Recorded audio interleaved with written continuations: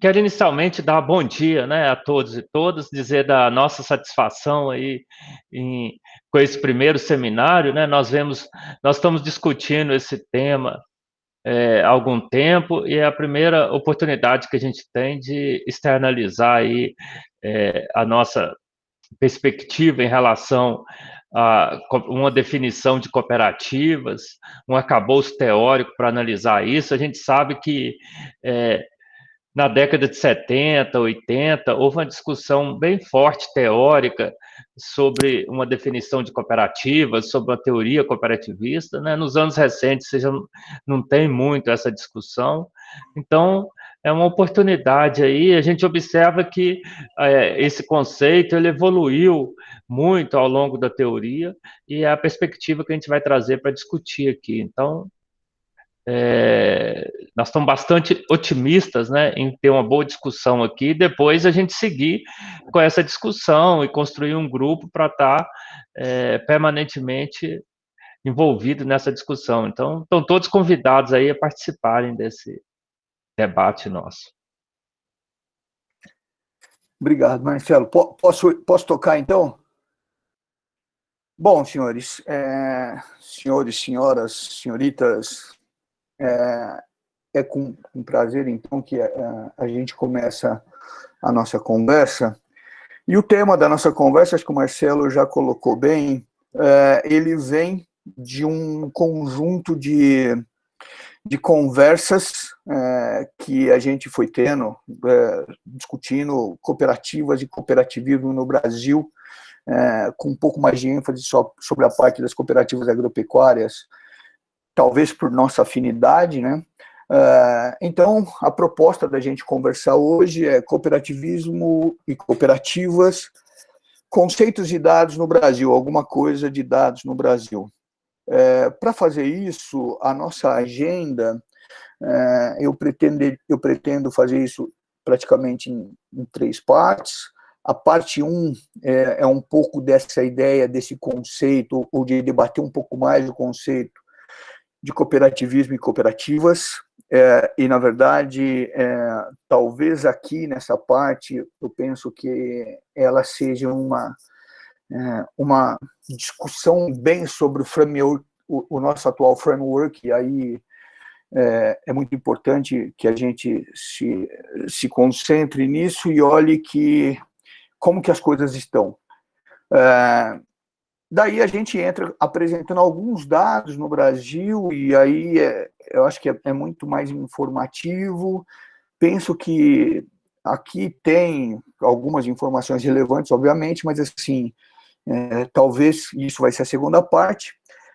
E a terceira parte era para falar um pouco sobre a atuação econômica dessas cooperativas, mas eu penso que ela é a última parte mesmo, e para a gente tentar seguir o cronograma, a nossa proposta do que a gente pretende aqui. Se der tempo, a gente pode, ali na frente, falar um pouco sobre a atuação econômica, mas eu penso que a parte 1 e a parte 2 são as principais partes dessa nossa conversa. Bom, para entrar na parte 1, e aí o foco é cooperativismo. Quando a gente trabalha com a ideia de cooperativismo, está bem claro na literatura, e aí se a gente pegar os livros que abordam a história do pensamento econômico, a gente vai ver que cooperativismo é uma doutrina econômica. E ela é uma doutrina econômica baseada nos socialistas utópicos. Aqui, eu imagino que todos que estudam ou que estão aqui hoje, já passaram por essa literatura, por essa revisão de literatura, então não precisamos aqui discutir Fourier, a gente não precisa discutir nenhum socialista utópico, acho que tem um foco bem específico para esse tipo de literatura. É uma coisa inegável, a doutrina econômica. Davi? Oi. Só um segundo. Os slides não estão aparecendo grande na tela, está aparecendo você. Ixi, É isso mesmo? não sei, Ricardo. O Eduardo, Para mim, tá O senhor aparecendo. está usando a câmera do computador ou do smartphone, professor? do computador. Eu estou aparecendo, eu estou transmitindo pelo computador A câmera. a apresentação. A câmera. A câmera, não, a câmera também.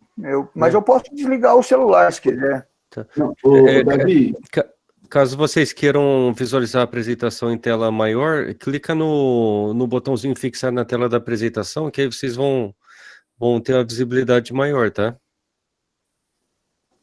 eu fiz isso, está funcionando perfeitamente. Então, estou vendo a tela da apresentação. Tá aparecendo a tela, então, é isso? Da apresentação? Partiu. Ok. Sim, se a gente se a gente fixar, aí sim a gente visualiza a sua apresentação sem problema algum. Tá. Bom, de qualquer forma, eu saio aqui, eu saio do celular, pronto. Acho que agora vai dar certo. Para todo mundo, independente. Pronto. Deu certo? Acho que deu, né? Tá tranquilo, professor. Pode seguir como estava mesmo, normal. Tá bom. Bom, então tá. A doutrina econômica, ela vem, se estabelece, e ela tem uma base toda de literatura a respeito. Então, muito do que acontece no movimento cooperativista vem com essa ideia da Revolução Industrial, lá de 1844, e aí tem esse texto, eu estou destacando esse texto do Norris, que é um texto que aparece no American Economic Review, especificamente mostrando como que esse movimento cresceu, enfim.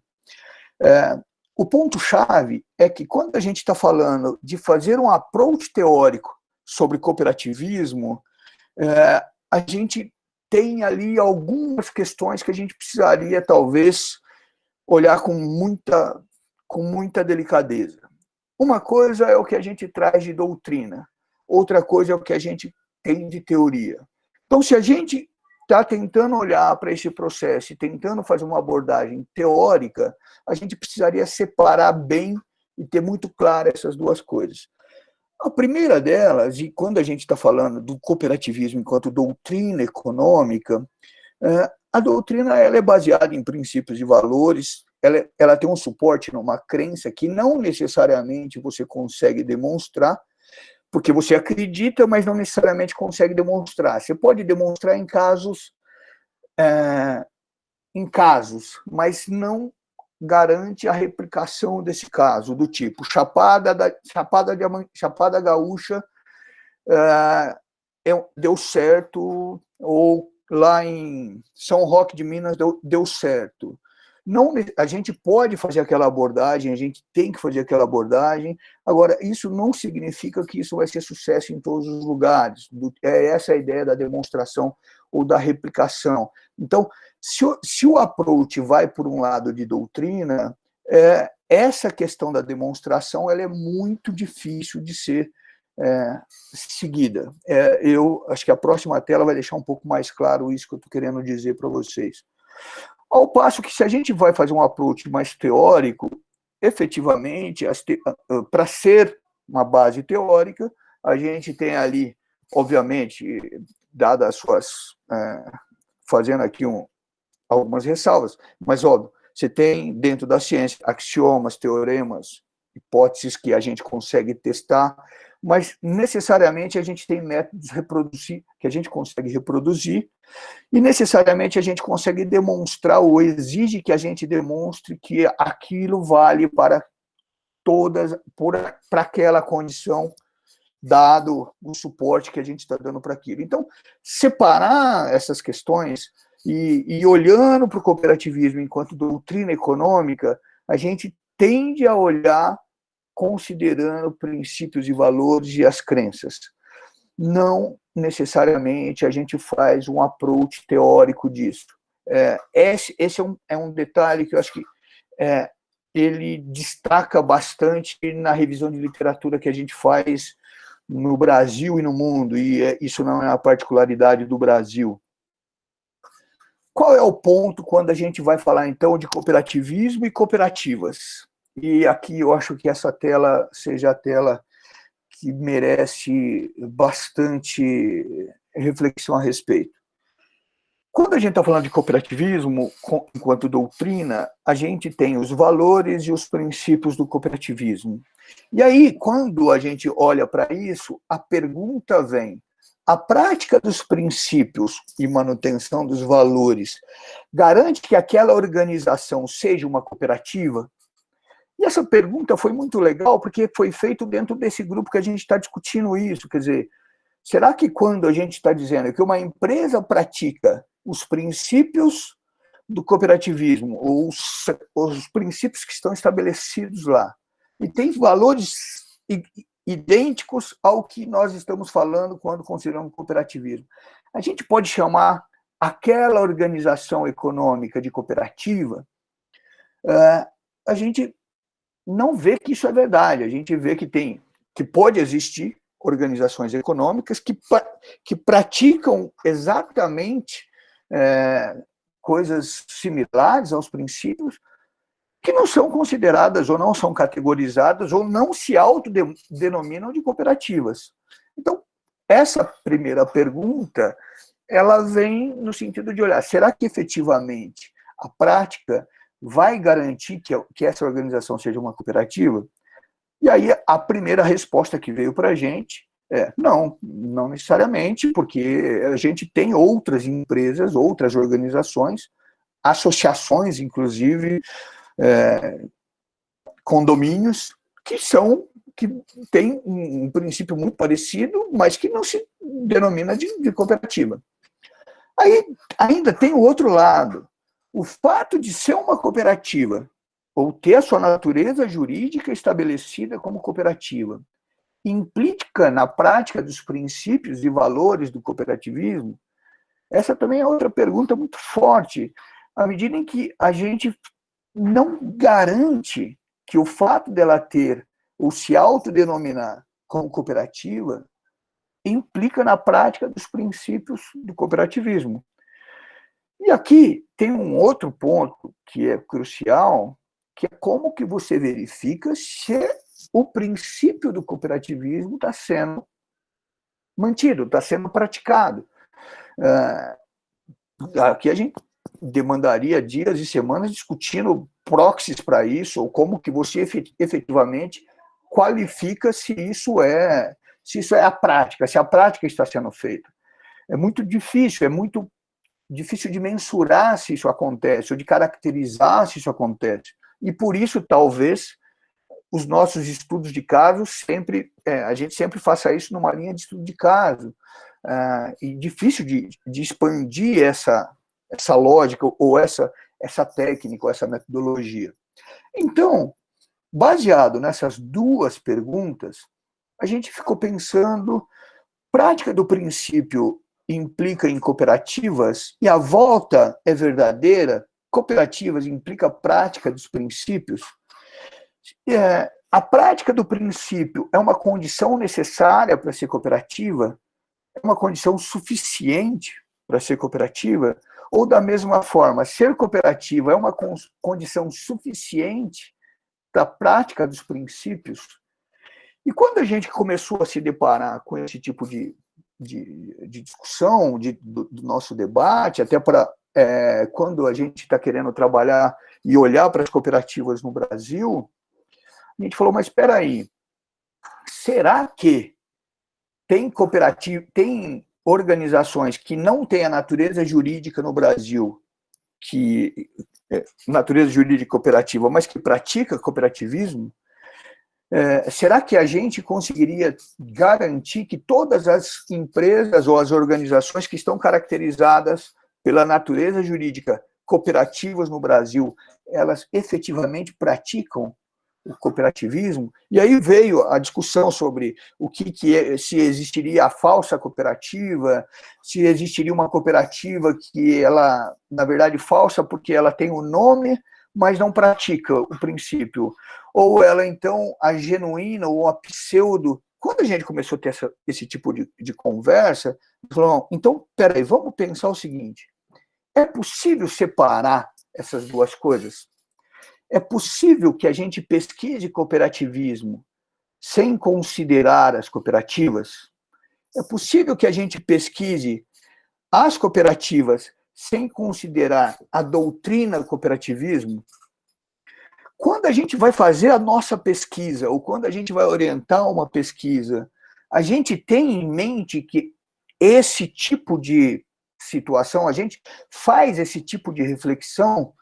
Então, nós fazemos nas nossas pesquisas essa distinção, cooperativismo e cooperativas, se uma coisa implica a outra, se uma coisa já está implícita que a outra está acontecendo, aí a gente tem uma constatação que é um pouco, eu não sei se ela é triste, mas ela é a constatação.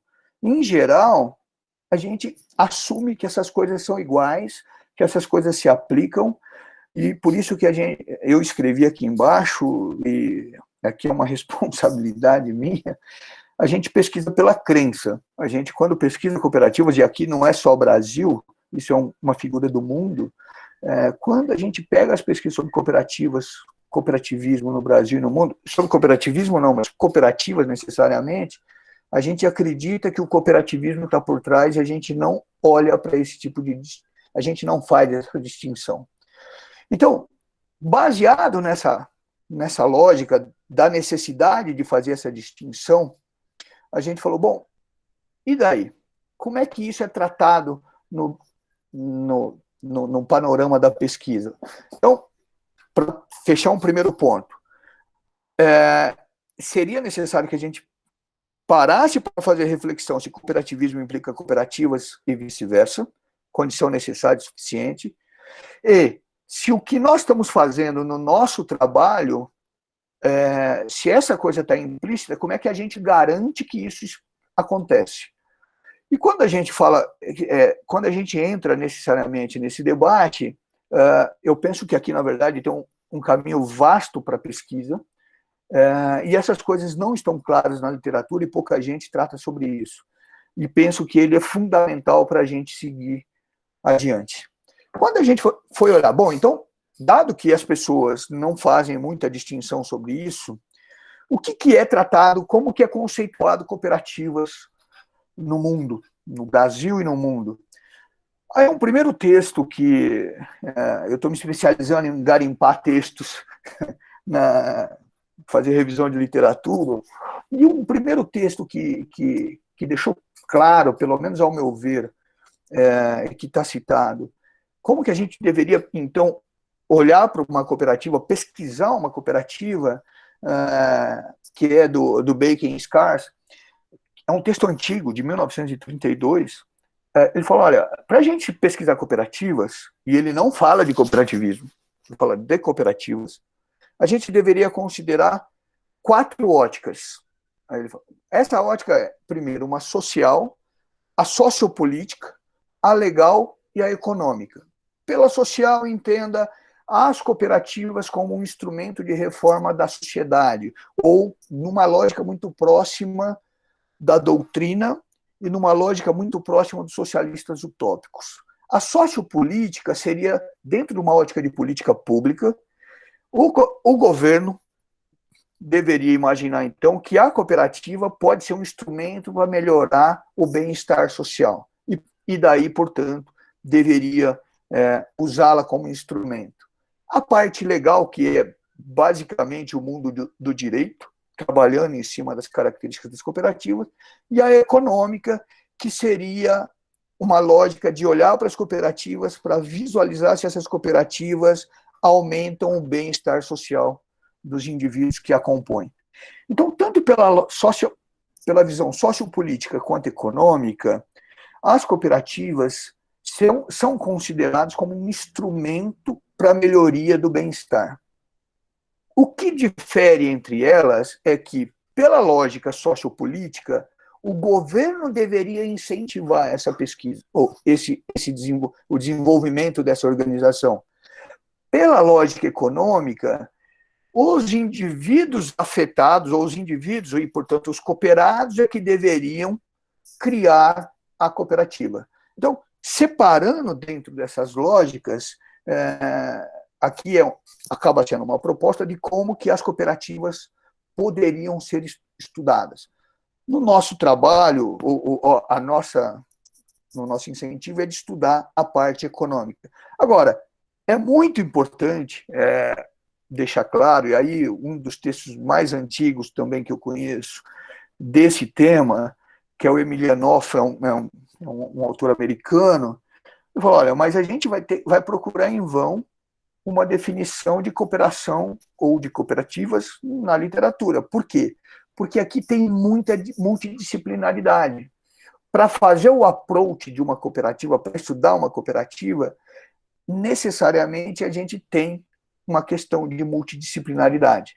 E essa questão ela é muito importante porque ela permeia os nossos estudos e deveriam sempre ser consideradas na possibilidade, quando formos fazer nossos estudos, considerar a possibilidade de trabalhar isso numa lógica multidisciplinar.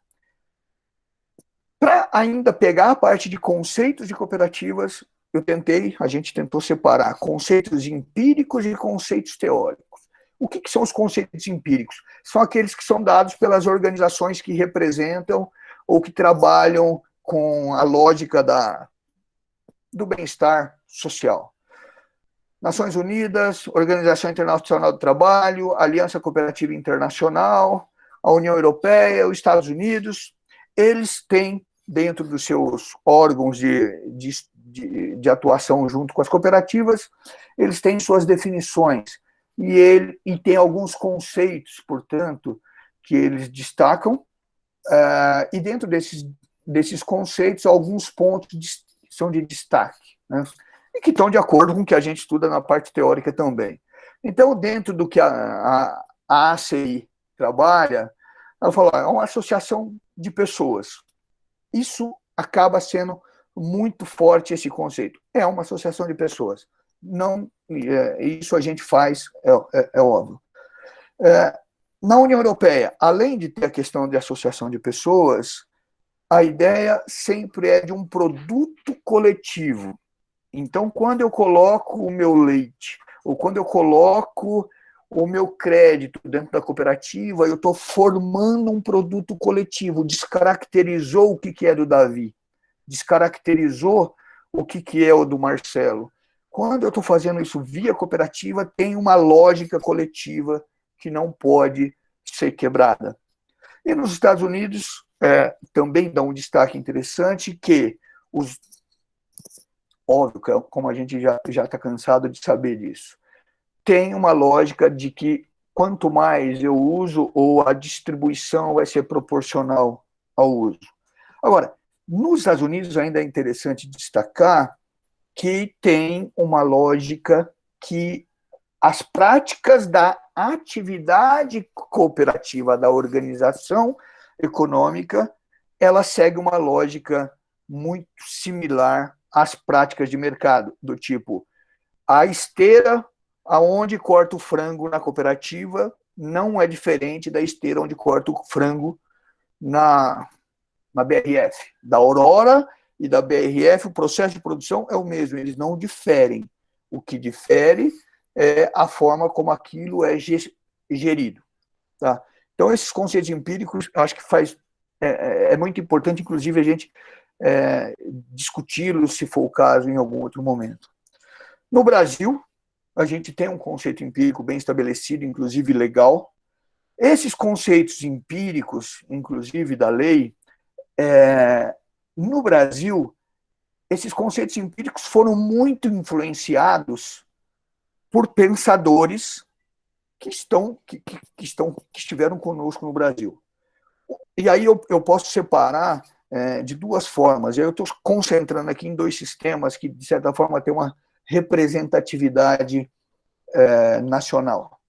Sistema OCB, o sistema OCB, quando trata e aborda cooperativas, ele traz no seu bojo todo o conceito que a professora Diva Pinho trouxe para o Brasil, que ela traz essa lógica para o Brasil, e é o predomínio da doutrina cooperativista, a doutrina do cooperativismo. O sistema Unicopas, que tem a base da agricultura familiar, da economia solidária, traz como seu principal mentor, pesquisador, o principal cerne de ideias, o professor Paul Singer. E aí eu tive a felicidade, inclusive, de ter uma conversa muito longa e boa com o professor Paul Singer aqui na USP, e o Paul Singer deixou claro, eu sou marxista. Então, quando eu coloco as minhas ideias e quando eu olho para o processo das cooperativas, eu não consigo discernir, eu não consigo separar daquilo que eu acredito. Então, essas duas figuras, eles, de certa forma, afetam os conceitos empíricos usados dentro dessas organizações e eles diferem em determinado momento sobre quem os influenciou no pensamento. Então, de um lado, a professora Diva, do outro lado, o professor Paul Singer. E aí, óbvio que tem diferença se a gente pegar socialista utópico com o socialismo científico, ele vai fazer diferença, tá? Mas, de qualquer forma, esse também não é o nosso principal ponto aqui, porque eu estou olhando isso ainda por uma lógica empírica. Quando a gente trata necessariamente de conceitos teóricos dados, e aí aqui eu vou fazer uma parte só para as cooperativas agropecuárias, eu destaco três autores aqui de forma diferenciada, para separar, a hora que eu destaco eles, separo o que eles pesquisaram, porque é um método reproduzido. Se você pegar esses textos, você consegue identificar e separar os principais autores, ou como que eles definiram que aqueles eram os autores que eles estão citando nas suas referências de literatura, para dizer o que eles estão, de certa forma, dizendo. Então, a Claire Livey, ela vai deixar bem claro elementos da economia política. Ela fala, olha, o Mills falava isso, o Marshall falava isso, o Pigot falava isso. E o que esses caras necessariamente falavam? A grande discussão era, cooperativa afeta bem-estar social? E essa pergunta, senhores e senhoras, ainda permanece. A gente tem estudos de caso, mas a gente não tem uma definição concreta que, se eu pegar uma cooperativa que saiu de São Roque e colocar o mesmo modelo aqui, talvez no interior de São Paulo, em alguma outra cidade, a gente não tem a garantia de que vai dar certo. Então, o que isso traz para a gente é, necessariamente, o conceito ainda não está fechado. Bom, aí tem dois outros grandes grupos aqui de pesquisadores, ou dois outros pesquisadores que eu destaco em termos de referência bibliográfica, que é o Stats e o Cook, e algumas pessoas que trabalharam com o Mike Cook nesse trabalho. E o que eles colocam, e aqui eu acho que tem uma aproximação bem com o que nós estamos falando das pesquisas na atualidade.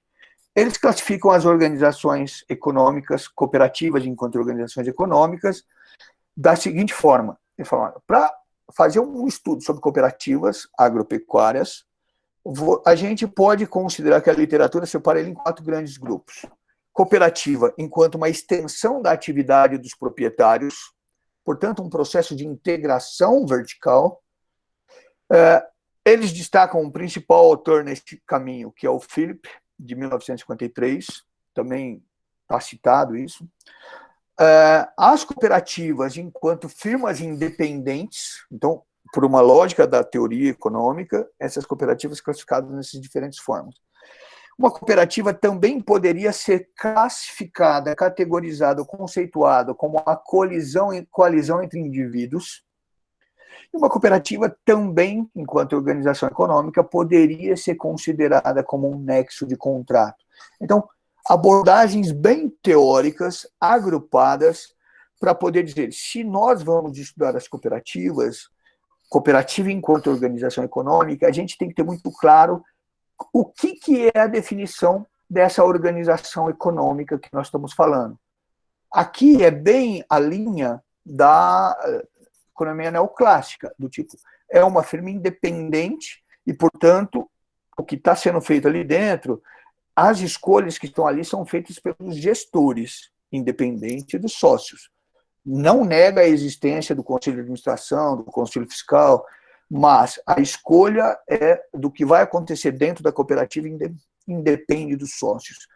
As cooperativas, enquanto extensão das atividades dos proprietários ou enquanto integração vertical, ao contrário, diz que tudo que vai acontecer na cooperativa é exclusivamente decisão dos sócios.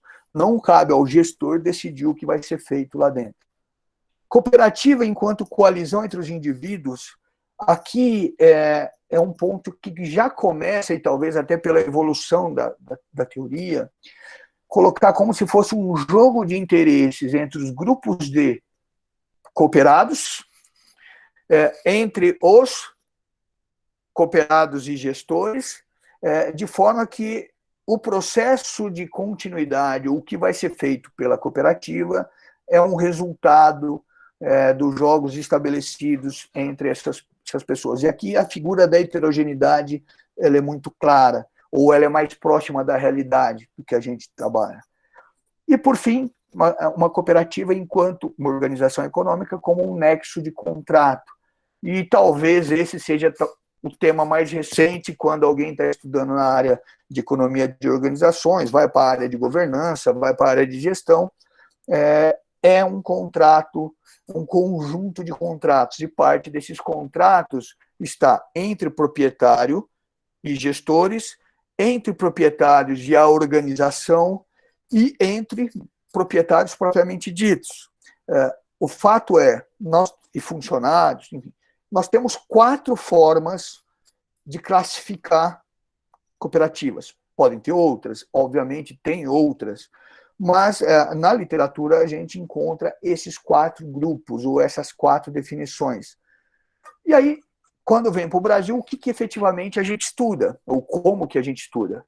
O ponto é que como que essas características necessariamente se consolidam, ou essas diferentes visões se consolidam para pensar numa cooperativa agropecuária. Os pontos que cada um daqueles elementos, ou daquelas definições sobre cooperativas aborda, segmentado, a gente consegue agrupá-los pensando na forma como o direito de propriedade nessas cooperativas se dá. E aí, quando nós vamos falar de cooperativa, portanto, numa ótica teórica, a gente consegue efetivamente separá-la das outras organizações de propriedade coletiva, considerando características do seu direito de propriedade, separadamente, direito ao resíduo e direito ao controle. Isso dá a formação do direito de propriedade.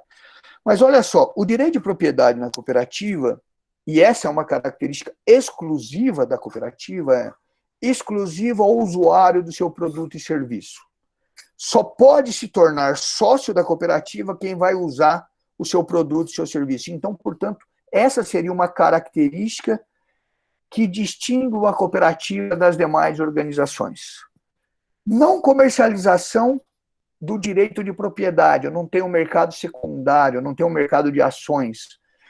O meu direito de propriedade, ou ele é devolvido, ou eu peço para o conselho para eu poder passar para outra pessoa, mas fato ele não é comercializado. E mais um detalhe, o direito de propriedade, ele é limitado para mim ao período que eu sou sócio.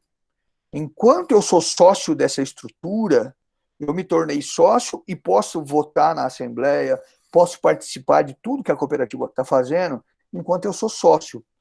Depois que eu deixo de ser sócio, eu perco a maior parte, eu sou um convidado, eu não sou mais proprietário dessa estrutura. E nessa lógica, ainda separando um pouco, porque isso é muito claro para a gente, o direito ao resultado na cooperativa, ele é proporcional às transações que eu fiz na cooperativa naquele ano. No fundo, é isso que eu estou querendo dizer. E, portanto, quanto maior o uso, maior o resultado. E um outro ponto que é extremamente relevante, que é o direito de controle nas cooperativas. E aí, aqui sim é verdade também. O capital não implica em voto. Eu posso ter mais ou menos capital, eu vou ter um voto. E, portanto, a alocação de autoridade dentro da cooperativa não implica na quantidade de capital que eu tenho, mas sim na quantidade de votos que eu recebo. Isso sim são particularidades que este negócio tem. E aqui embaixo eu também coloquei alguns papers que vão nessa lógica, destacando essas características, porque esses pontos efetivamente vão dar condição da gente fazer um approach teórico, uma definição teórica sobre cooperativas. Eu não quis colocar aqui o que a gente definiu no nosso trabalho como o que seria uma cooperativa agropecuária. No final eu posso até apresentar, mas assim, o que eu estou querendo trazer até aqui é cooperativismo e cooperativas. A gente precisa saber exatamente qual é a inter-relação entre eles e como que a literatura trata as cooperativas e, no caso em particular, as cooperativas agropecuárias. Indo para a segunda parte, a gente coloca o seguinte aspecto: como é que estão essas cooperativas no Brasil? E eu estou olhando aqui, o celular está rápido, o tempo corre. Só para mostrar, e aí aqui é bem informativo, mas olha só, eu acho que aqui todo mundo também tem uma noção de que isso está acontecendo. Os dados aqui são da Receita Federal. Nós tínhamos em fevereiro desse ano, de 2020, cooperativa matriz, 15.690 cooperativas existentes no Brasil. E a essas cooperativas, nós tínhamos 16.901 filiais. Como é que isso está distribuído no Brasil?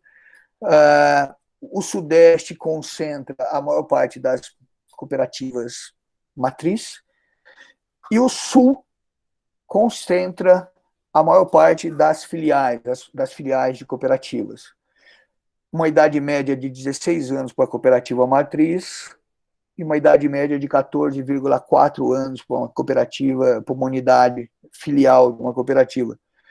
Aparentemente, as cooperativas vivem mais que outras empresas. Se você pegar o tempo de vida médio delas, essas idades são distintas. Tá? Bom, além dessa distribuição geográfica, olhando então por dentro das regiões, no Sudeste, como acho que seria de esperar, São Paulo concentra a maior parte, seguido por Minas Gerais. Isso também equivale na parte de filial. Agora é interessante, os números absolutos mostram uma coisa, mas quando a gente vai fazer a proporcionalidade em termos de município, considerando a quantidade de municípios em cada estado, esses números mudam. E veja, Rio de Janeiro, por talvez ser um estado pequeno, quando a gente faz matriz para um município, o Rio de Janeiro se destaca bem, filiais para o município também se destaca bem. Óbvio que Minas Gerais, por ter muitos municípios, também é uma coisa que diminui aí a quantidade ou a representatividade das cooperativas, embora Minas tenha as cooperativas com maior idade média. E também, só para destacar um ponto interessante, uma vez que a gente pode ter concentração na capital e nas áreas metropolitanas, aqui eu só considerei a capital, não considerei a área metropolitana, a gente está fazendo para as áreas metropolitanas, mas veja só, 37% das cooperativas do Rio de Janeiro estão na cidade do Rio de Janeiro.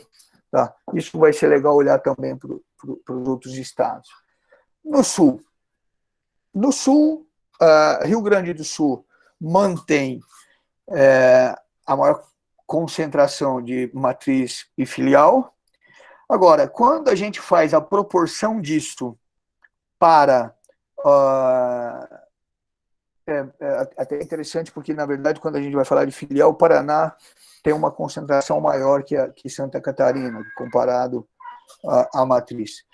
Mas quando a gente vai olhar para esses dados de forma relativa, o Paraná, o Rio Grande do Sul continua sendo ainda o maior número de matrizes por município, mas o Paraná é o estado que tem a maior permeabilidade nos municípios, considerando as filiais, né? E o Rio Grande continua ali ainda com as cooperativas com maior idade. E esse número, essa idade, ela é interessante porque ela mostra para a gente a longevidade desse tipo de organização econômica. E também tem a maior porcentagem ali em Porto Alegre, considerando os outros estados, mas você veja que é baixíssimo, se a gente considerar só a capital, obviamente, comparado com talvez São Paulo, Espírito Santo, Rio de Janeiro fica abaixo, fica muito acima, mas enfim, se a gente pensar só na capital, era um número relativamente baixo. Mas para o Centro-Oeste, Goiás lidera, Mato Grosso também vem na sequência, mas se nós fizermos esses termos relativos por município, a gente vai ver que o Mato Grosso ainda continua com o maior número de cooperativas por município, e é interessante porque, dada a dimensão territorial do Mato Grosso, a gente não imaginaria isso, mas no caso específico, pensando aqui na concentração na capital, você vê que Mato Grosso do Sul é o que mais concentra as cooperativas daquele estado, né? E idade média, aí Distrito Federal e filiais em Goiás. E eu tirei da amostra, eu descartei, porque Distrito Federal é só Brasília, no caso, aqui, então estava tudo concentrado em Brasília, então não fazia sentido. A região norte, que também chama bastante atenção, quer dizer, Pará é o estado com o maior número de centrais, de singulares matriz, mas você pega Rondônia, com o maior número de filiais. É muito mais distribuído as cooperativas no estado de Rondônia, por exemplo. E olha que interessante, se a gente pegar esses números, quer dizer, Acre, obviamente, tem uma quantidade pequena de municípios, mas olha a concentração nos estados da região norte. E aqui eu estou dizendo só da capital, não estou colocando a região metropolitana. Alguns estados aí têm região metropolitana.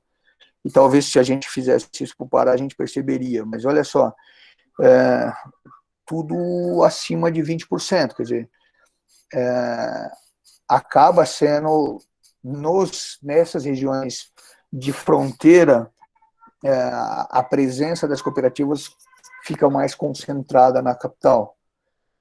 Por fim, na região Nordeste, a gente vai olhando para esses dados. Bahia, o maior estado, necessariamente, ele tem a maior concentração tanto de filiais e centrais. O Ceará se destaca bastante pelo número de filiais, e também se destaca quando a gente faz essas quantidades relativas, mas chama atenção também o fato do Rio Grande do Norte ter as cooperativas daquela região como as cooperativas com maior idade média, né, pelo estado, comparativa às demais regiões. E também é aquela que concentra a maior quantidade de cooperativas na capital. Eu penso que tem mais alguns pontos aqui, eu acho que esse dado também é muito legal de olhar. Como é que está migrando as cooperativas no Brasil? Sim, a gente olhou aonde elas estão ali, matriz e filial, mas a pergunta tem cooperativa do sul do Brasil atuando em outro estado ou em outra região? Não é nem em outro estado. Se estiver em outro estado, dentro da sua região, tem uma proximidade geográfica, enfim. Como é que está isso? Como é que está essa história dentro do Brasil? Aí a gente criou essa tabela, que é a migração das cooperativas no Brasil, olhando por região. A gente também tem por estado, mas mostrando aqui para vocês só por região. A gente chamou de empreendedora, é a cooperativa que sai do Centro-Oeste e vai atuar em outro estado. Ou a cooperativa que sai do Sul e vai atuar em outro estado. As acolhidas são as cooperativas que vieram de outro estado e estão de outra região, e estão naquela região, portanto. Então, veja só, no Centro-Oeste, nós temos 42 cooperativas empreendedoras. O que é isso? 42 cooperativas cuja matriz está na região Centro-Oeste e ela está atuando em outro estado. Ela tem uma filial em outro estado. ela tem filiais no Sudeste, ela tem filiais no Norte, no Nordeste e no Sul. Para resumir essa tela, que eu acho que ela acaba mostrando bem esse movimento das cooperativas constituídas ao longo do Brasil, o Sul é o estado, é a região com maior número de cooperativas empreendedoras, aquelas que têm a sede no Sul, mas estão operando em outros estados, preferencialmente na região Sudeste, na sequência na região Centro-Oeste, depois no Nordeste e no Norte. E o estado que mais recebe cooperativas, acolhe cooperativas de outra região, o estado não, mas a região que mais recebe cooperativas de outra região é a região Sudeste. E aí aqui eu fiz algumas reflexões. Será que é porque aqui está o maior mercado consumidor, talvez pelo ser o maior centro de negócios? O fato das cooperativas do Sul estar migrando para outros estados e regiões, isso é um efeito de tamanho? O que é isso? E daqui a gente pode ter várias outras questões relacionadas. Só para destacar, as principais empreendedoras estão em Santa Catarina, são 217 cooperativas de Santa Catarina operando em outro estado, isso equivale a 24,7% do total de cooperativas de Santa Catarina. Na sequência, viria as de São Paulo, mas isso equivale a 5,6% do total de cooperativas em São Paulo, ou paulistas propriamente. No Paraná, 140 cooperativas operando em outro estado, e aí 16% do total delas. Rio Grande do Sul e Minas Gerais. Então, esses são as cooperativas, ou os estados com o maior número de cooperativas empreendedoras. E aí, olhando ainda nessa lógica, uma vez que a gente começou a olhar para essas coisas, olha, então vamos olhar pensando em tamanhos, considerando o número de filiais dessas organizações. Quais são, efetivamente, as cooperativas com maior tamanho, considerando o número de filiais? E a distância média da sede até a matriz. Tá? Nós vimos que a Coamo tem 173 filiais, ou CNPJs de filiais. Depois vem a Cevale, a Copercitos, enfim, estão todas elas aí. O que chama atenção nessa história toda é a distância média. Então, a Cevale tem a maior distância média, o Sicredi, Vale do Piquiri, Paraná, São Paulo, na verdade, é a maior distância média dentre essas que estão aí. O ponto que talvez aqui mereça destaque, a gente aqui só olhou para as 10 maiores. Das 15.690 cooperativas, somente 2.555 delas têm pelo menos uma filial. Então, nós estamos falando que tem 13 mil e tralalá que só tem a matriz. Então, pensar em permeabilidade é pensar naquelas que têm filiais. Pensar em competição é pensar naquelas que têm filiais. E aí, o Paraná, e isso está de acordo com as empreendedoras, né? O Paraná com 6, Santa Catarina com 2, Rio Grande do Sul e São Paulo com 1 cada um. Enfim, eu acho que aqui a gente pode, talvez, parar, acho que a atividade econômica a gente pode deixar para um outro momento, acho que o horário exige e talvez a gente pudesse ficar por aqui por enquanto, depois a gente pode voltar nesses dados, mas, enfim, eu acho que para dar oportunidade, inclusive, para as outras pessoas participarem, eu acho que eu prefiro parar por aqui.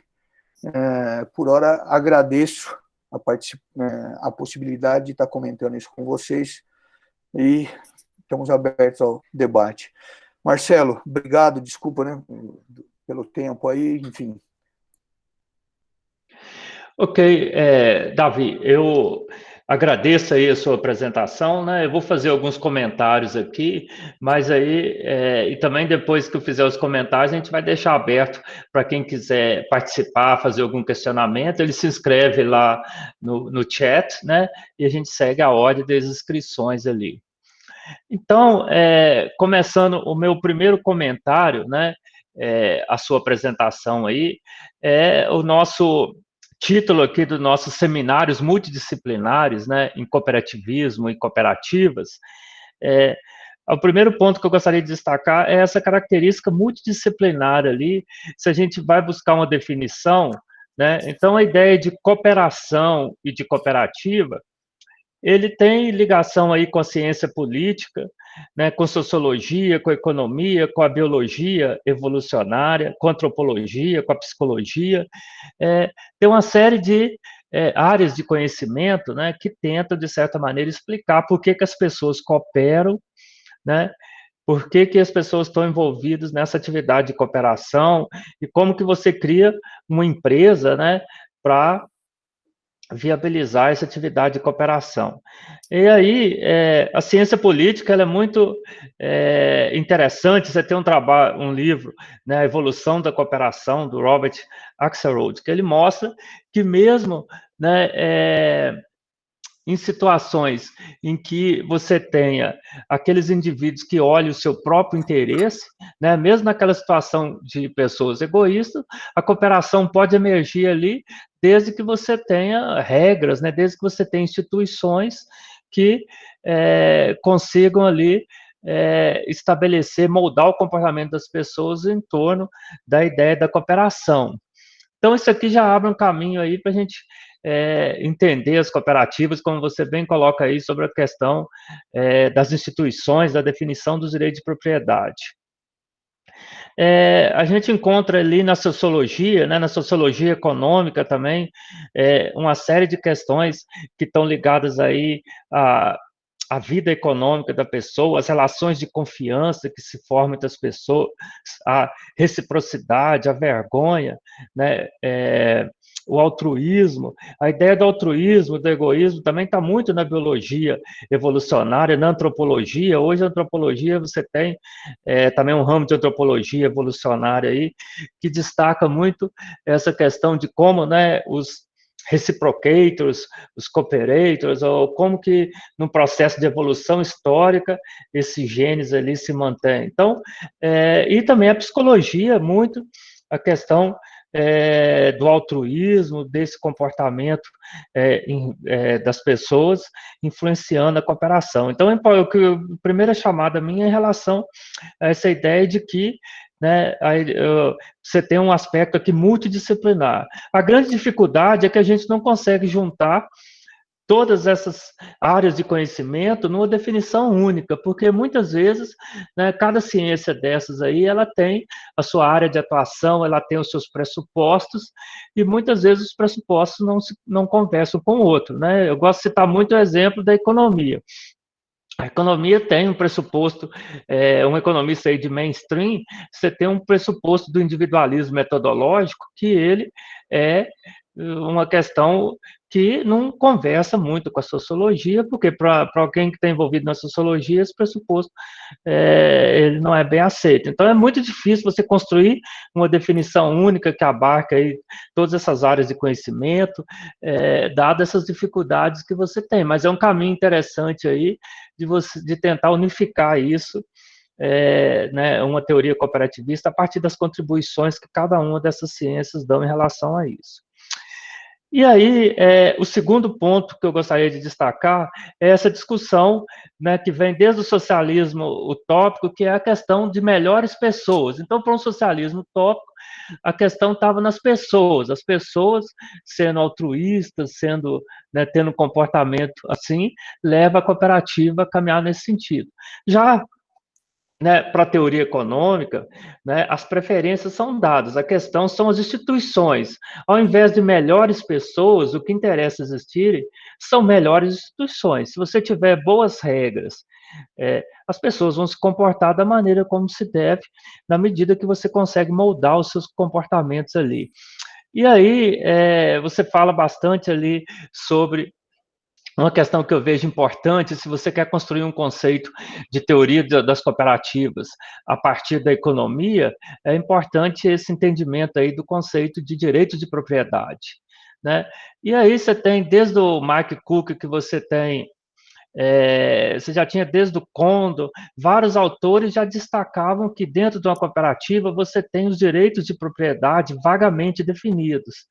E essa indefinição dos direitos de propriedade, ela causa uma série de dificuldades se a economia, à medida que a cooperativa vai crescendo, à medida que ela tem a inserção no mercado, ela está inserida, de certa maneira, no mercado. E aí, né, você teve artigos aí famosos sobre os 5 problemas associados aí a essa definição de cooperativas, ou seja, na medida que você tem uma doutrina cooperativista, na medida que você quer interpretar essa doutrina a partir de uma teoria econômica, a partir da nova economia institucional, começam a surgir problemas ali que aquela cooperativa vai ter, e principalmente à medida que ela cresce, quanto maior ela fica, mais evidente ficam esses problemas.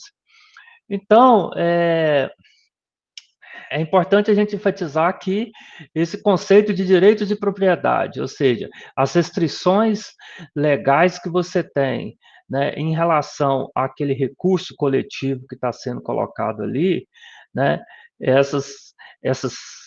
isso deu origem a uma série de discussões, se de fato, até que ponto essa doutrina cooperativista não limita o crescimento da cooperativa e não impede e não dificulta a sua inserção ali dentro, né, de um mercado na medida que ela está crescendo. Então, o comportamento oportunista, por exemplo, do carona do indivíduo, ele pode ser muito facilitado na medida, né, que você pode ficar esperando a cooperativa ser constituída, depois que ela ficar, né, que ela tiver já consolidada, você deixa para entrar depois na cooperativa, porque os primeiros que formam a cooperativa são aqueles que estão tomando o risco de formar a cooperativa, estão investindo recursos, se aquilo não der certo, eles vão perder, é melhor você ficar do lado de fora, né, ter aquele comportamento de São Tomé. Depois que a cooperativa for constituída, eu entro e eu vou ter os mesmos direitos do que os sócios pioneiros.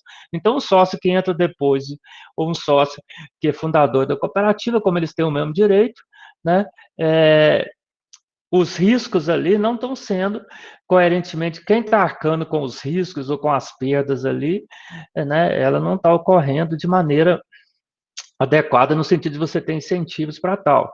A mesma coisa, processo de tomada de decisão, né? Se você tem o princípio de um homem, um voto, você imagina uma cooperativa agropecuária, aquele que participa mais com a produção na sua cooperativa, ele tem o mesmo poder de decisão do que aquele menos.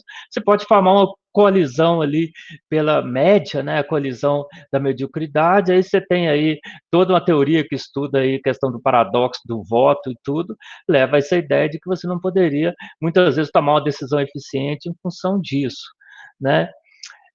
A questão da transferibilidade, da impossibilidade de você transferir as suas cotas partes de um para outro na medida que a cooperativa se valorize, como existe no mercado de ações, né? É outra questão dado ali. Um outro elemento do direito de propriedade, que são as violações para quem comete alguma penalidade ali na cooperativa. Se eu sou dono da cooperativa, né, e ao mesmo tempo eu sou um usuário do seu serviço, será que eu posso ser penalizado como usuário, mas na verdade eu sou dono? Então, todos esses problemas, eles acabam dificultando, e aí, né, a nova economia institucional, ela tenta exatamente dar respostas a isso, e colocando isso assim. Então, nós temos aí, dentro do ponto de vista da teoria econômica, né, a nova economia institucional responde muito dessas questões que estão sendo colocadas.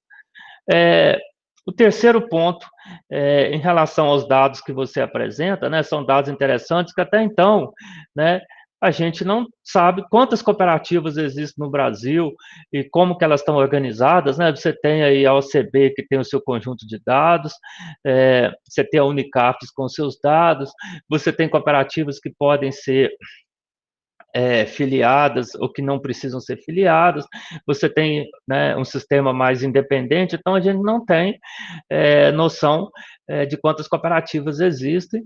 Aí a fonte é buscar os dados da Receita Federal, os registros, né, do CNPJ.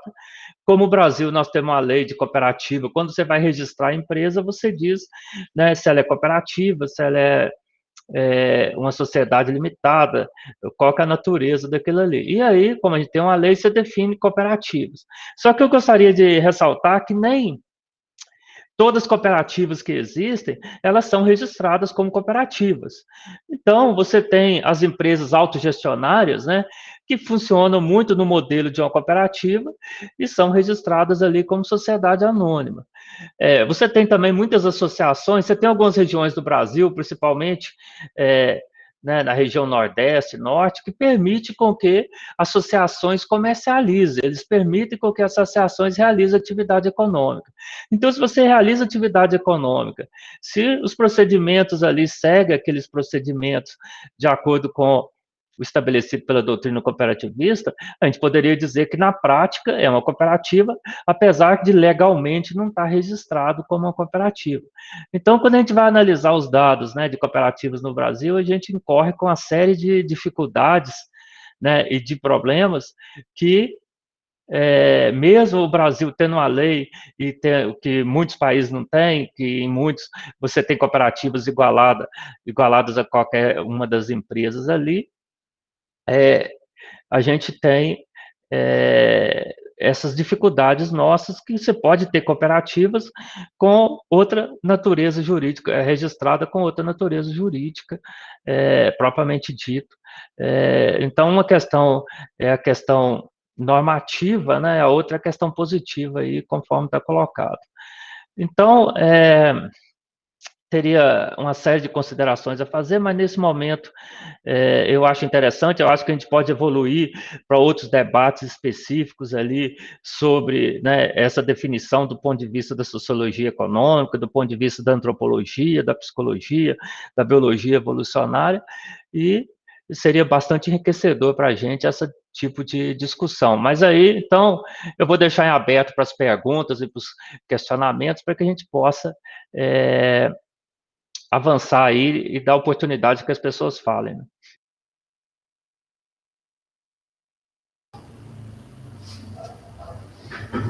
Bom dia. O professor Valdir Ribeiro dos Santos, da FE, ele tem uma pergunta. Ele quer saber como ficaria a tributação em cooperativas, se é maior, menor, se compensa, como o cooperado participa do pagamento do tributo, e se é vantajoso em relação a uma empresa normal, seja ela micro ou pequena.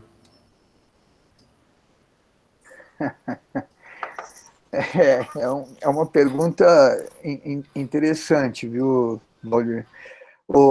Assim, eu efetivamente não é minha área de estudo, eu teria muita dificuldade para te responder coisas diretas, mas assim, o que eu posso dizer é que assim, a gente, em alguns estados, nota que tem um incentivo fiscal muito grande para você atuar como cooperativa. Se eu pegar Mato Grosso do Sul, que são estados que eu conheço melhor, as cooperativas, nesse aspecto, aí esses estados eu posso te dizer que lá tem um incentivo para poder se criar uma cooperativa. Então, em particular, o exemplo do Mato Grosso, produção de algodão, a parte de comercialização de algodão e a parte de grãos, o incentivo para você fazê-lo via cooperativa, dado, por exemplo, a parte de ICMS, ele é altíssimo. Mas, efetivamente, assim, eu não teria condições técnicas de te responder um pouco mais disso. Se alguém aí tiver condição de complementar, eu acho que fiquem à vontade. O que eu posso dizer é isso. Em alguns lugares, o Estado incentiva a presença da cooperativa.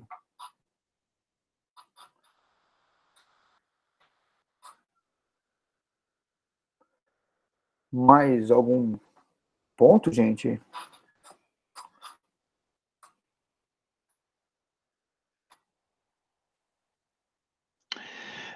Davi, só, então, fazendo um complemento, existe uma questão aí Por exemplo, por que que uma cooperativa deveria ter algum tipo de diferença fiscal em relação a qualquer empresa? Qual que é a natureza? O que que justifica isso? Então, existe uma primeira justificativa que é a questão dela ser sem fins lucrativos. Só que isso é uma questão muito polêmica aí. Lógico que existe a diferença entre receita e custo, né? Você chama de sobra na cooperativa. Ah, isso é uma sobra porque isso é revertido em prol dos trabalhadores e não em prol do capitalista. Se esse resultado fosse em prol do dono do capital, seria lucro. Como é revertido em prol dos trabalhadores, então você chama isso de sobra. Mas, na verdade, se você vai lá pelo conceito de mais-valia, isso é mais-valia, porque se tem um excedente, isso foi extraído de alguém, do consumidor, né? É, então, existem algumas justificativas que muitas vezes elas não vão encontrar um respaldo ali junto da questão teórica, né? Elas não teriam um respaldo teórico se você pensasse. Por outro lado, né, nós poderíamos pensar, as cooperativas promovem desenvolvimento regional, elas promovem inclusão produtiva, então elas merecem um tipo de isenção em função disso, mas se você olhar, né, todas as empresas que estão inseridas, a grande maioria estão fazendo esse tipo de coisa estabelecida ali, e assim vai, né? Mas aí a nossa questão política aqui, tributária no Brasil, é muito complicada, né? De você ter um consenso em relação a isso.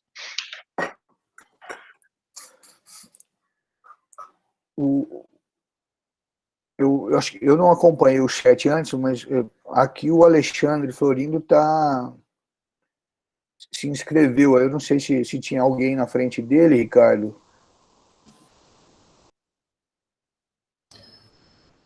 Não, se o Alexandre tiver alguma dúvida. Depois a professora Valéria comentou embaixo também. Acho que ela podia falar depois, inclusive, né? A minha é rápida, gente. Muito legal estar aqui com vocês. Parabéns pela apresentação, Davi, pelos comentários aí, Marcelo. Eu acho que o meu objetivo foi alcançado aqui ao trazer os alunos para ter contato com o universo e com essas discussões, e principalmente na questão do estímulo, né? E é principalmente pensando nesse público, e eu não sou um pesquisador da área, né?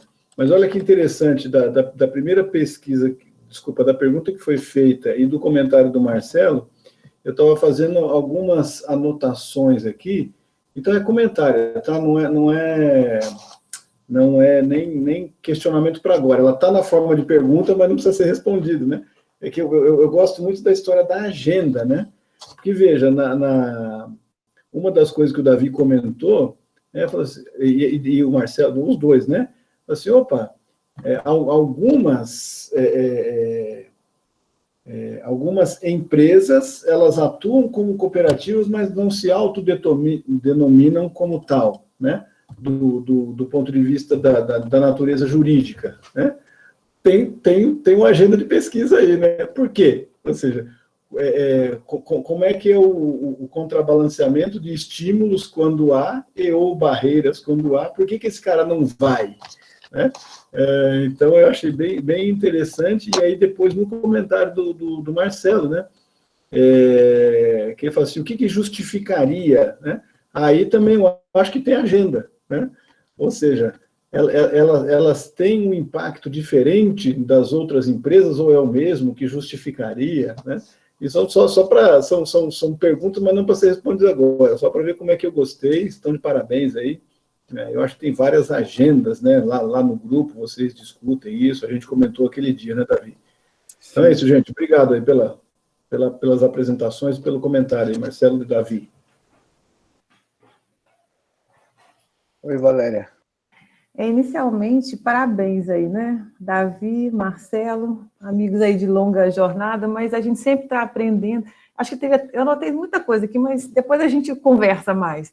Mas eu acho que só porque veio esse ponto aí da tributação, eu acho que, como a gente está num grupo aí de várias pessoas, e achei super legal aí a proposta do Alexandre, né, da gente estar levantando propostas aí de agenda. Em relação a essa questão da sobra zero, né, até o professor Marcelo mencionou, existe a sobra, mas existe uma discussão que, se ela for zero, ela pode também estar atendendo ao próprio cooperado, né? Inclusive, a gente, alguns aqui de nós temos o conhecimento do trabalho da Paola, que ela justamente tentou medir o benefício de cooperativa agropecuária nessa transação aí do produtor com a própria cooperativa, em que o benefício se dá nesse momento de transação, e na hora que você apura o resultado da instituição, não necessariamente ela está gerando, vamos dizer assim, esse retorno, mas esse retorno está sendo medido antes, né? Então, eu acho que é uma discussão que ela está de uma forma inicial, mas tentando, né, a Paola fez na área de contabilidade, tentando trazer isso para como é que você mostra, né, esse benefício do cooperado. Aí, Davi, eu só queria deixar algumas outras questões, acho que não dá para responder tudo, né? Eu acho muito legal também essa proposição do Marcelo das diversas áreas, de como é que a gente visualiza aí o cooperativismo ou cooperativa, e eu acho que o foco ali da questão das pessoas, né, na minha visão, talvez, da crença, né, e da doutrina, eu acho que ela faz toda uma diferença, né, das pessoas envolvidas, porque é aquilo que você falou, o exemplo de São Roque talvez não se aplique em outro lugar, mas é justamente a ideia do envolvimento das pessoas, seja ela em qualquer dimensão, né, econômica, social, legal, porque a partir do momento que se compromete, você consegue pegar esses casos, e eles não são possíveis mesmo de extrapolar. Por quê? Porque a minha percepção é que as pessoas envolvidas fazem toda uma diferença. E aí é aquele debate, né? Instituição, cooperados, cooperativa, e a coisa tem que caminhar junto. Então, acho que esse é um foco que eu acho que a gente... E é difícil, né? Porque você medir esse impacto a partir das pessoas envolvidas que talvez possa mostrar algum diferencial. E quando você gerou também aquela outra pergunta, as cooperativas afetam o bem-estar social? Olha, a gente está discutindo algumas questões na área de crédito, e talvez o que a gente consegue perceber, se o bem-estar na área de crédito está sendo relacionado às taxas, né, praticadas, talvez a gente está percebendo um bem-estar para quem está envolvido com a cooperativa, mas não está percebendo uma externalidade para a sociedade como um todo. Então, assim, é algo que a gente tem que pesquisar, né, porque às vezes o discurso ela gera um bem-estar, mas esse bem-estar, ele está focado em quem apenas está envolvido, né? Então, será, acho que abrir para as outras áreas também, né, para o agro e as demais. Aí vem uma outra questão também, Davi, que acho que gera pesquisa futura quando uma outra fala sua, que você mencionou que as cooperativas, elas têm, a agro, pelo que eu entendi, né, tem um tempo maior, né, de vida em relação às demais empresas, né, o tempo de vida, e o tempo de existência dessas cooperativas. Será que essa questão também está um pouco relacionada com aquele fato, com o aumento de expectativa de vida das pessoas, porque você mencionou muito bem lá no direito de propriedade a questão do controle, a questão que se desfaz, né? Ou seja, você está enquanto você está presente, depois você não está mais.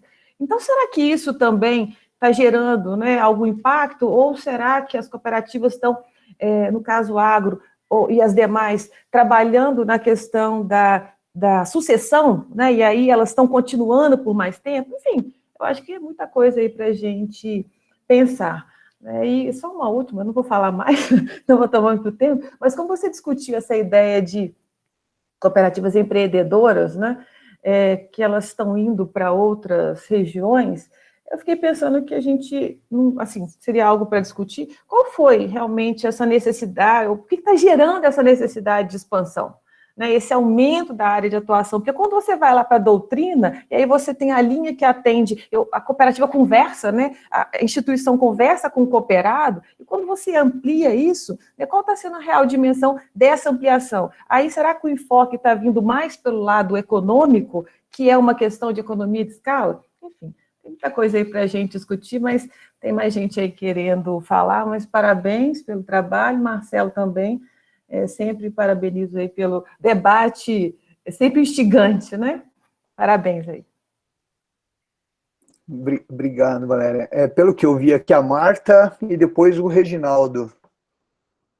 Isso, obrigada. Bom dia, então, a todos e todas. Uma grande alegria estar participando aqui desse debate, né, com pesquisadores aí tão qualificados. Queria cumprimentar o Davi pela apresentação, que foi bastante provocadora também, né? Assim, me gerou, confesso, até um certo desconforto e até uma autocrítica em relação a toda a pesquisa que a gente vem fazendo e mostra como a gente ainda está engatinhando, né, na pesquisa do cooperativismo.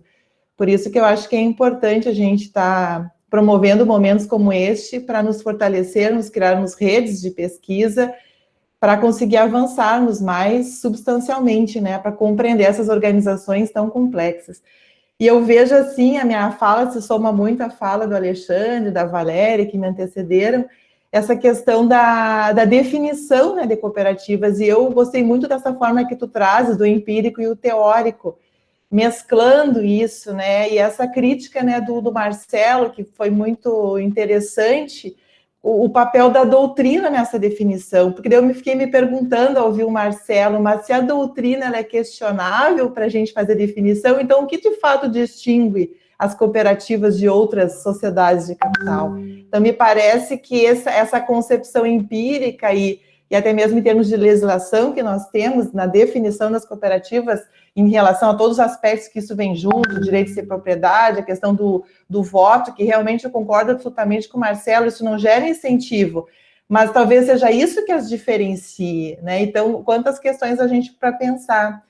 E depois de definir também essas organizações, ou pensar numa definição de escopo, como nas nossas pesquisas, e sobretudo as quantitativas, a gente que às vezes passa uma régua no que é cooperativa, ou pega pelo CNPJ, ou pega dados da OCB em bases secundárias, aí vem aquela questão, né, que é aquele dilema que o Davi traz muito bem, tá, mas ela se diz cooperativa, mas talvez não tenha uma prática segundo os princípios. Mas, por outro lado, tem talvez organizações que tenham a prática, mas não se considerem cooperativas.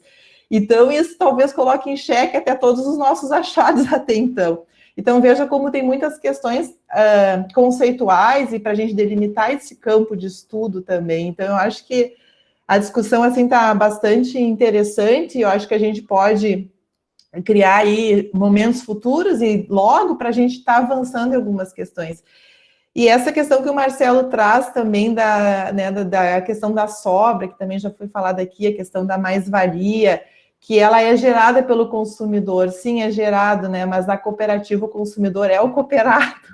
Então tem esse ponto também, né? Então, quantas questões assim, eu também não tenho uma pergunta especificamente, acho que eu devolvo mais perguntas, mas dizer assim que está sendo um momento muito rico, né? Para a gente também um pouco sair da zona de conforto e refletir sobre questões assim que são estruturantes quando a gente pensa em pesquisar o cooperativismo e ver o quanto a gente tem para avançar e quanto desafiador é compreender, né, as cooperativas. Então, parabéns aí pelos promotores do evento, estou muito feliz por estar aqui, né, com esse debate assim tão qualificado. Obrigado, Marta. Acho que podia passar já para o Reginaldo, né, Reginaldo? Por favor. Ok, então. Obrigado pela oportunidade de tê-los aí, assistir essa apresentação muito interessante do Davi, né? Cumprimentar o Davi, cumprimentar o Marcelo e os demais colegas. Eu só queria dar uma contribuição rápida, né? Que seria o seguinte: bom, primeiro, esse desafio, né, de tentar consolidar uma teoria da cooperação realmente é muito grande, né? Então, nós temos aí diversas teorias econômicas, sociológicas, psicológicas, do direito, e muitas vezes há uma certa dificuldade dessas teorias se conversarem, né? Uma certa incomensurabilidade aí entre teorias, cada uma parte de um pressuposto. Então, não é tão fácil fazer esse trabalho, né? Mas vale a pena a gente se aprofundar nisso. A minha visão é a seguinte, é que nós estamos trabalhando com uma organização muito complexa, né? E quando a gente lida com a complexidade, talvez a gente tenha que recorrer a uma postura epistemológica um pouco diferente. Sair um pouco da postura mais objetiva, mais positivista, e ir para outras formas de estudo, de visão de mundo, né? E eu tenho tentado fazer isso, e baseado no quê? Baseado em que a própria literatura, o Duffer, e até o George Hendricks, eu li outro de um artigo dele, ele sugerindo que a gente passe a ter uma visão sistêmica em relação à cooperativa, um pensamento sistêmico, um foco sistêmico. Só que isso traz a necessidade de você, epistemologicamente, pensar diferente, porque a teoria de sistemas, o pensamento sistêmico, ele foca mais assim no processo de mudança, a transformação, como que a realidade se transforma ao longo do tempo, entender o processo de mudança. E aí, a gente poderia identificar aí 3 subsistemas dentro do sistema de uma cooperativa, né? Um é o subsistema da associação de pessoas, né? A cooperativa sendo analisada como um grupo de pessoas, aí mais sobre a questão sociológica. O outro subsistema é a própria questão do empreendimento econômico. Cooperativa como uma unidade operacional que tem coletiva, né? Que tem objetivo econômico de proporcionar uma evolução não só da cooperativa, mas a evolução econômica dos cooperados. Então, para mim, cooperativa não é o CNPJ da cooperativa. A cooperativa é o CNPJ, mas todo o conjunto de CPFs dos cooperados.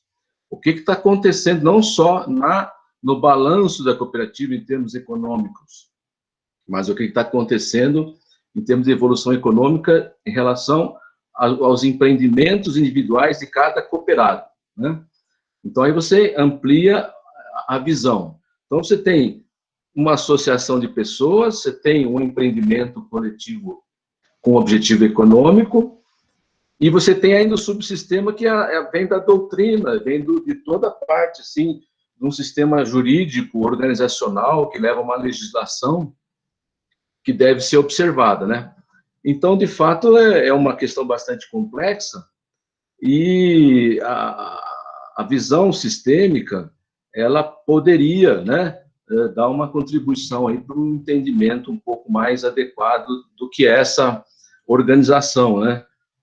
Certa vez eu li um artigo de um francês que ele chamava a cooperativa de terrible enfant, quer dizer, uma criança terrível, né? Difícil de entender, né?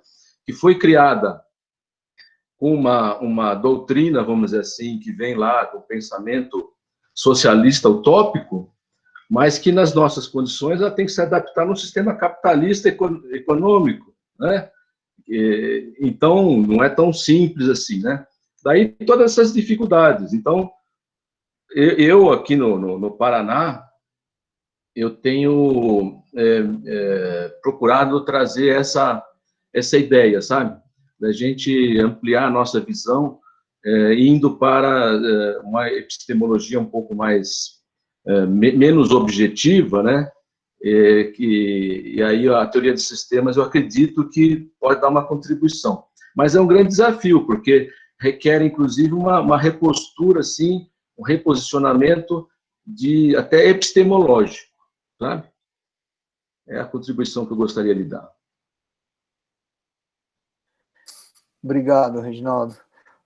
Olha, eu tenho certeza que tem muitas questões aí, tenho certeza que tem um monte de pontos que certamente todos têm aí para contribuir, mas eu acho que até para deixar um gostinho de talvez queremos estar na próxima, a gente tinha se proposto a fazer isso em 1 hora, e aí aparentemente isso não é possível, ou é possível num outro formato, enfim, mas se o Marcelo achar que tudo bem, a gente podia começar a pensar em encerrar mesmo, né, Marcelo? Porque, assim, eu tenho certeza absoluta que muita gente aqui tem muito para contribuir, inclusive com visões diferentes, enfim.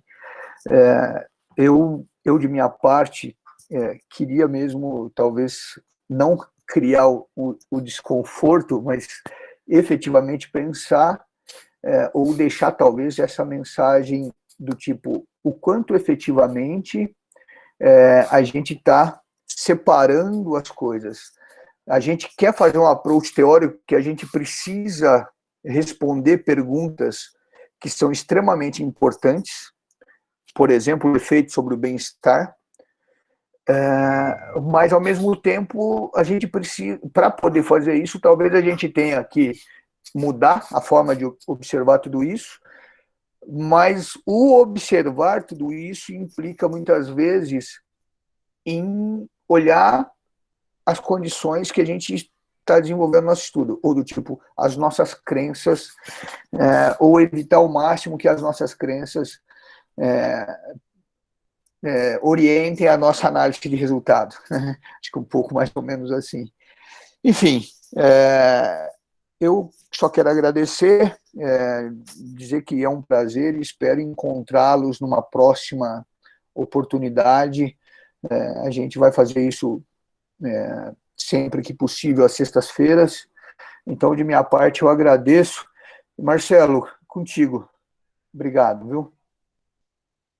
Ok, eu também agradeço aí todos e coloco que estamos à disposição. Quem quiser contribuir com a gente, né? Vocês vão ser convidados para outros eventos, mas quem quiser também estar apresentando, quem quiser estar discutindo, nós estamos abertos aí, os nossos e-mails, a comunicação, então